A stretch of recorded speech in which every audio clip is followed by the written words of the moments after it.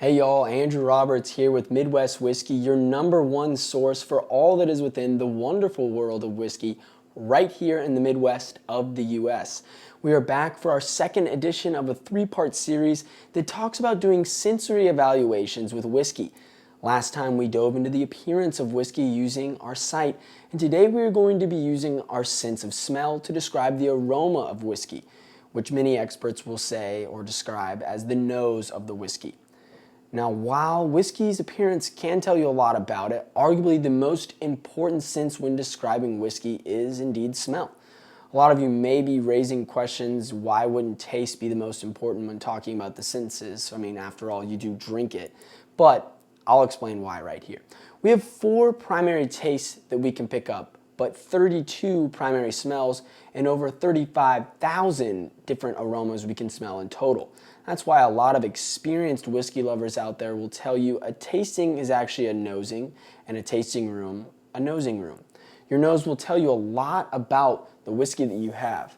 A key part to doing a nosing is the glass that you use. This is the Glencairn glass. It is widely used and accepted for nosing your whiskey. Easy to hold at the bottom with a large middle piece for swirling your whiskey, and then it closes up at the top to trap in all of the aromas for your nose to gather. Before we get into it any further, I want to point out that if you were doing a nosing with your friends, which is often the case, all of the aromas around you or near you can affect someone else's ability to smell the whiskey. Don't wear cologne.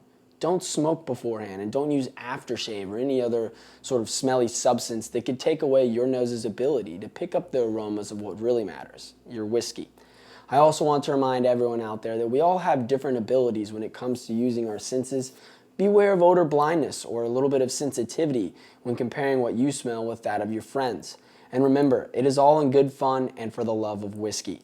The most vital part of gathering aromas is what we call our first impression, or our first smell of the whiskey. You're going to want to take short but deep smells and then kind of take a backup breath, almost as to reset, so to speak. Do this as many times as you need, but keep in mind that the more you smell the whiskey, the less and less you'll be able to pick up an aroma because your nose will customize itself to the smell.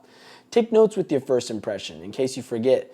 This will also make it easier for you to share with the aromas that you're picking up with your buddies. The smell of whiskey generally is broken down into 8 categories, each with their own subcategories. The 8 are cereal, fruity, peaty, fenty, floral, sulphury, woody, and winey. And like I said just a moment ago, and as you can see here with this image, each category will have subcategories that get more specific. Some examples would be vanilla, citric, tobacco, smoky, chocolate, and so on. Now that you know more about using your sense of smell to describe whiskey, let's get into it with some of my favorites. Once again, keeping the names out of it, we will be using 3 different whiskeys today and evaluating their aromas. We're here with our first whiskey, and this is a bourbon, has a nice tinted color to it. And the first thing you're going to want to do is really start to kind of swirl around that whiskey.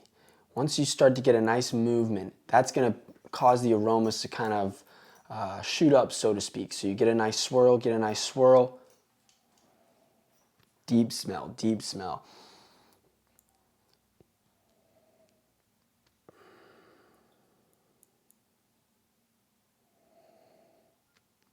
Really got a nice woody smell to it, a little bit of that sulphury smell. I smell a nice hint of maple, maybe a little toastiness to it.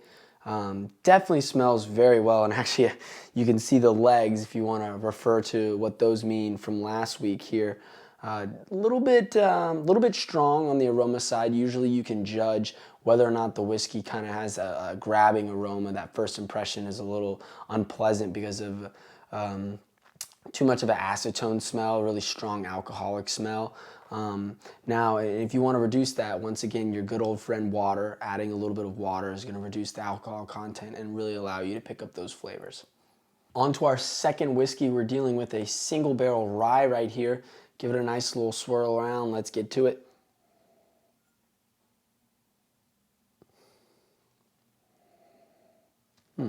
This one definitely another one of those woody type smells, kind of oak flavor in there.